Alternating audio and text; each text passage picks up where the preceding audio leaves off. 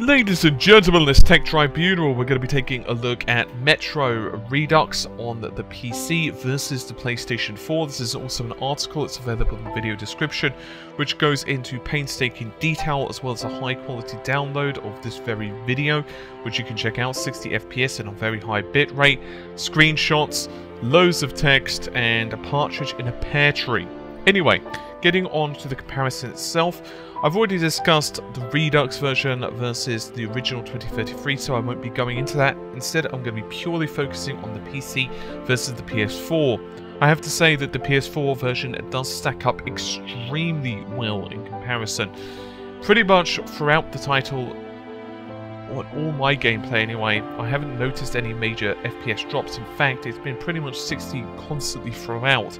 There have been occasional torn frames, but the majority of the frame has actually been so unique I've actually had to call the frame unique anyway. Speaking of which, there are a couple of small areas, however, that the PS4 version definitely is slightly weaker than the PC. One being anti-aliasing.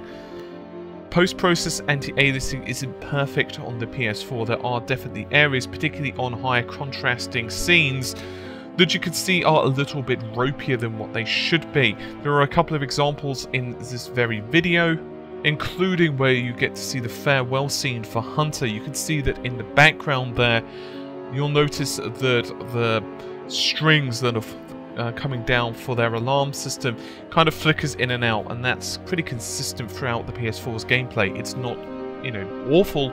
It just helps to illustrate a small point.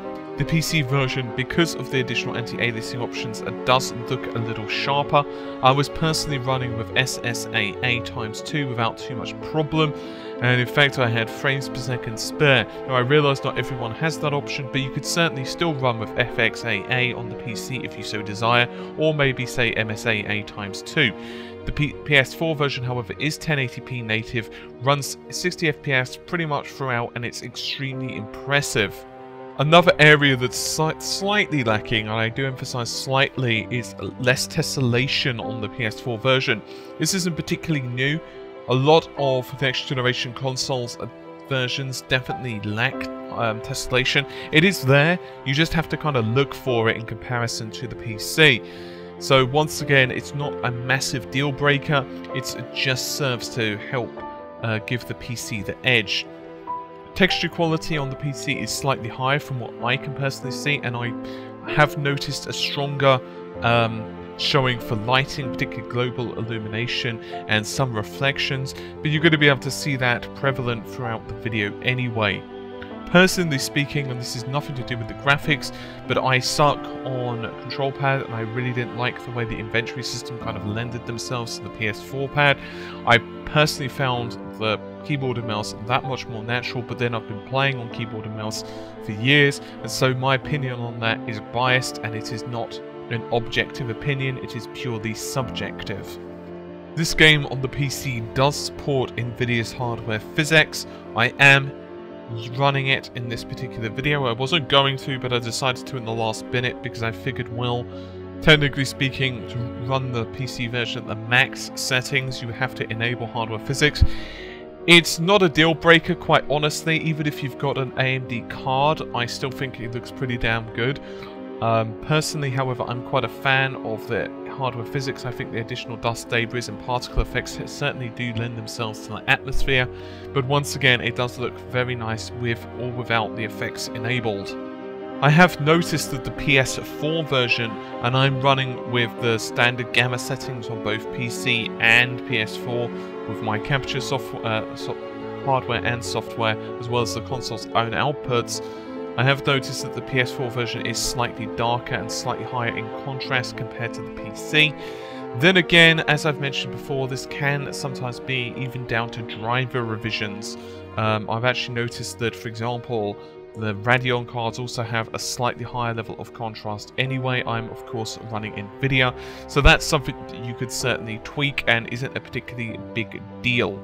As it's not high level of detail, I just want to point that out.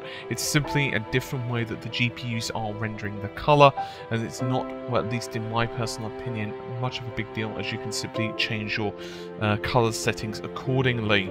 So to tie this out, I have to say that the PC version is slightly better looking, but it's not a massive wash that you might expect. I've read some opinions that, you know, the Metro 2033 Redux and the PC was going to floor the PS4. This is not the case.